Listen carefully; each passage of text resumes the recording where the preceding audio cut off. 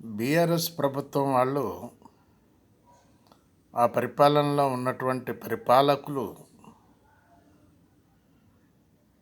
Only వాళ్లకు తెలిసినటువంటి, వాళ్లకు దగ్గరగా ఉన్నటువంటి,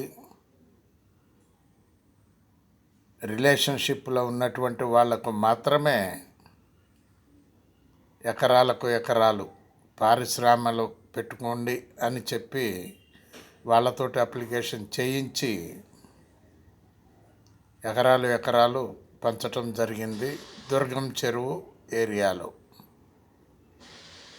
అదేవిధంగా హైదరాబాద్ చుట్టుపక్కల కూడా చాలా ఏరియాలు వాళ్ళ హస్తగతం అయిపోయినాయి.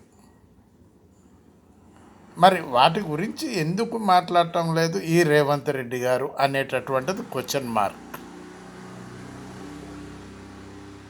చాలా ఉన్నాయి, ఇట్లాంటి కేసులు బయటకు తీయటానికి చాలా ఉన్నాయి. కానీ మరి రేవంత్ రెడ్డి గారు ఎందుకు టేకప్ చేయటం లేదనేటటువంటిది అందరిలో ఉన్నటువంటి డౌట్. కాస్త క్లారిఫై చేస్తే బాగుంటుంది పబ్లిక్కి. చూసారా? బాలసాని వీరప్రసాద్, హైదరాబాద్.